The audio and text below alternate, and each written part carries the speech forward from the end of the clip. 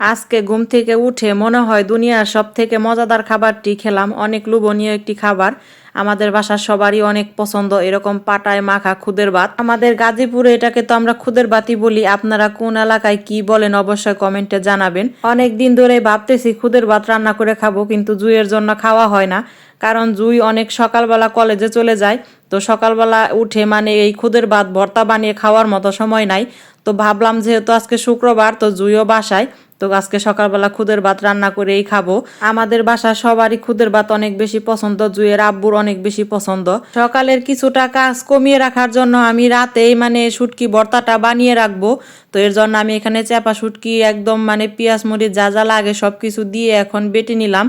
আর সকালবেলা খুদের ভাত রান্না করব। আর একটা ভর্তা বানাবো, সেটা হচ্ছে বাদামের ভর্তা। যদি আমি 10 আইটেমেরও ভর্তা বানাই, যদি আমি বাদামের ভর্তা না বানাই, তাহলে তো জুই খুদের ভাত খাবেই না।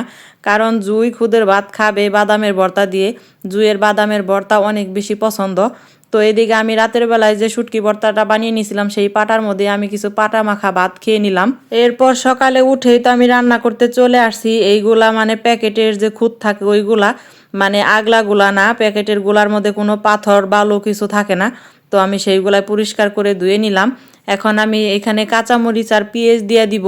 কারণ এইভাবে আমি ছোটবেলা থেকে আম্মুকে রান্না করতে দেখছি।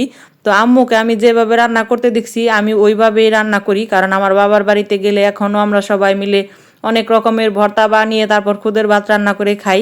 এক চুলাতে খুদের ভাত বসিয়ে দিয়ে আরেক চুলায় আমি শুকনা মরিচ ভেজে নিচ্ছি, কারণ বাদামের ভর্তা আজকে আমি শুকনা মরিচ দিয়ে বানাবো। তো এদিকে আমার ভাত মানে বলক উঠে গেছে, আরেক চুলায় আমি দুধও বসিয়ে দিছিলাম। তো আজকে জুই বলতেছে সে নাকি পুডিং খাবে, তো ওর জন্য একটা পুডিংও বানাবো। আর এর যন্ত্রণায় আমি একটু ঠিক মতো রান্নাও করতে পারি না, সে এইখানেই বসে থাকবে, একটুও নড়বে না। এই রান্ধতে কারা, তুমি না আমি? কারা রান্তাছে? মানুষে তো কইব যে রান্তাছে মনে হয় ওই আমি মনে হয় হুদাই বইরেছি, তাই না? আর এমনি করে চুলার সামনে বয়ে থাকলে কি রান্ধান যায়? ওই চাঙ্কি, চুলটি পুরা কি করছত? আবার কথা শুনে না? এই দেখছেন থেকে পুইরা কি করছত? এই যে চুলার পারে বয়ে থাকতে থাকতে যে চুল মুল সব পুইরে, এই যে চুল সব পুইরে, এই যে পুইরা হালাইছে সব একবারে। তাও এনেই বয়ে থাকবো, তাও খালি তেনেই বয়ে থাকবো। আবার কয়া ধরাই না একটু, দেখছে এই যে চুল মুল পুইরা কি করছত? তাহলে যা একবার ভিতরে যা। পচা যাইবো না, খালি এনতিকে একটু তো যাইবো না।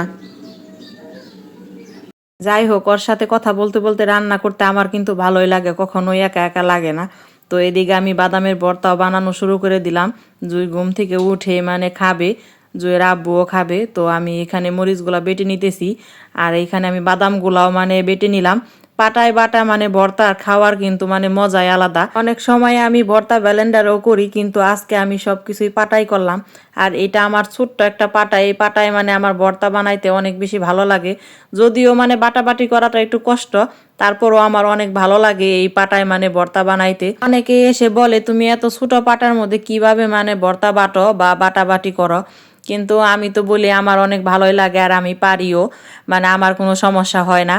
আর এদিকে আমার ভর্তা কিন্তু বাটাবাটি শেষ। এর আগেই জুই ঘুম থেকে উঠে গেছে, উঠেই বলতেছে আগে পাটা ধুইও না, আগে এখানে কিছু খুদের ভাত আমাকে মাখিয়ে দাও, আমি পাটার মাখা খুদের ভাতই খাবো। এই পাটা মাখা মানে খুদের ভাতের লুভ সামলানোটা কিন্তু খুবই কঠিন। বিশ্বাস করেন এই ভিডিওটা এডিট করতে করতে আমার অনেক বেশি কষ্ট হয়েছে, কারণ দেখেই তো মানে আমার জিভে পানি চলে আসছে, আমার মন চাচ্ছে যে আমি এখনই আবার খাই। কি বলবো, এটা আসলে একটা লোভনীয় একটা খাবার, যে কারোরই দেখলেই খেতে ইচ্ছে করবে, এটা স্বাভাবিক। এরপর জুয়ের আব্বুকেও খেতে দিয়ে দিলাম, জুয়ের আব্বু এখন খেয়ে নিবে। তারপর জুই আর আমিও খেতে বসে গেলাম। এখন আমি আর জুইও খেয়ে নিব। জুই তো টিভি দেখতেছে আর খাচ্ছে, পাশে আমিও বসে এখন খাবো। এরকম মরিচ বাটা দিয়ে খুদের ভাত তো যে কোনো সময় মানে অনেক বেশি মজার। আর এই শীতের সকালে এরকম খুদের ভাত হলে মনে হয় আর কোনো কিছুরই দরকার নাই। আমার বাসায় তো পোলাও কুরমা রেখেও মানে সবাই এটাই খাবে, পোলাও কুরমাও কেউ খেতে চায় না, মানে এরকম একটা অবস্থা। আর এই খাবারটা আমাদের গাজীপুরের কিন্তু অনেক জনপ্রিয়। আমার জানা মতে মানে বেশিরভাগ বাড়িতেই মানে এই খাবারটা সবারই প্রিয়, এমন কোনো বাড়ি নাই যে খায় না। আর খাবারের শেষে মানে এরকম মানে প্লেট কেসে খাওয়ার যে একটা তৃপ্তি, এটা আর কোথাও পাওয়া যায় না।